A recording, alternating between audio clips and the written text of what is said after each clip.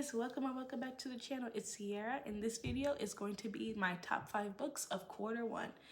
If you don't know who I am, my name is Cierra. I love to talk about reading and writing as a self-published author, but also writing as a writer on Substack words. So these books are not in any particular order, but if you are very familiar with my content, then you shouldn't be surprised about these books.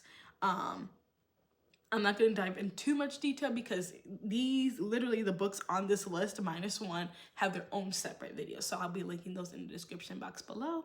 But let's just go through them. So one of the first books on my list, like I said, in no particular order, is On Sundays She Picked Flowers by Yaya Schofield. This book is so good. It makes you think a lot. I made my video on it. I also commented on a post about it from Shelby in the book club.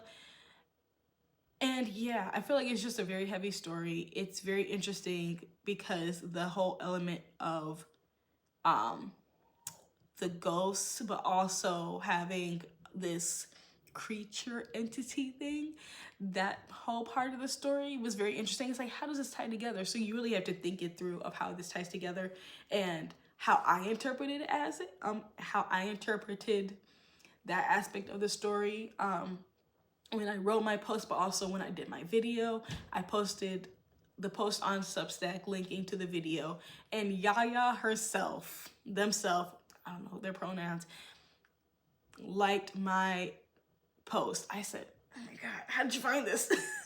I was so shocked. I was like, oh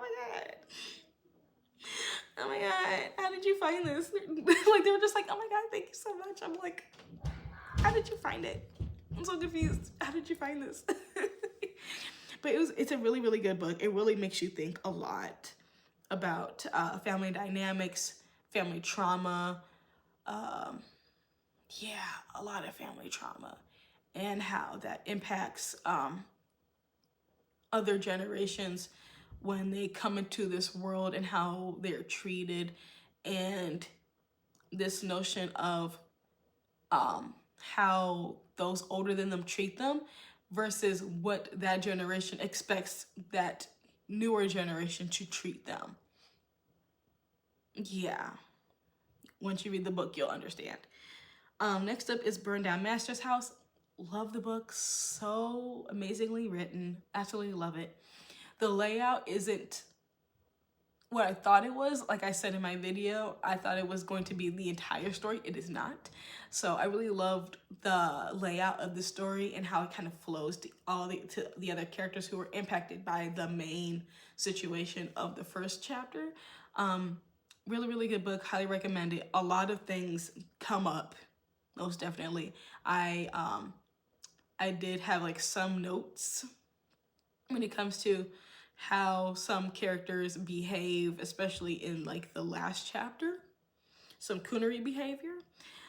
Yeah, and it was like very prevalent to today, because as we are seeing more and more, we're seeing a lot of our own people, a lot of our own Black people siding with these maggots, and it's not fun.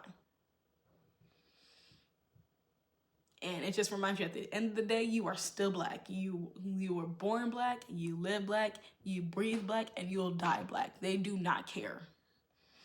Just want y'all to keep that in mind. They do not care. So I feel like the story really just hones in a lot of different aspects of slavery, being Black, oppression, rebellion, hope, having faith, and the audacity to take back what's rightfully yours. Yeah. Next up is Razorblade Tears, another really, really good book. Highly recommend it. I finally started getting into S.A. Cosby. I was like, I'm gonna read one of his books. I'm gonna read it. And I went to Half Price Bookstore and I found Razorblade Tears. I was like, yes, and it's on sale because it's Half Price Bookstore. It was like $9. I said, say less. Add it to my cart. I got like 4 books that day. I was like on budget. I did really good. But I really love that. I really love the book. Really, really good. The characters are very, very interesting. Buddy is one of the funniest characters I've ever read before, especially for a character who was not only on a journey of coming to terms of his son's identity and loving him even in death, but also being